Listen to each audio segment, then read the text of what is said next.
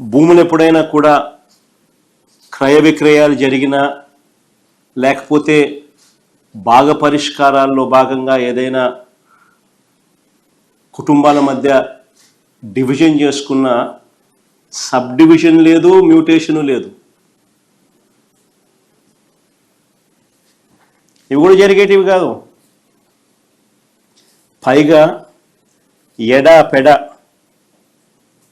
Left right centre, ఈయనకు ఎప్పుడు మూడు వస్తే అప్పుడు, ఎప్పుడు బుద్ధి పుడితే అప్పుడు, ఎవరైనా నచ్చకపోతే అప్పుడు. 22A అంటే ప్రోహిబిటెడ్ ల్యాండ్ సేల్. 22Aలో భూములు పెట్టడం, ప్రోహిబిటింగ్ ఎనీ ల్యాండ్ సేల్. వీళ్ళకి ఇష్టం రైతులను, ప్రజలను ఇబ్బందులు పెడుతూ అవస్థలకు గురి చేస్తున్న పరిస్థితి.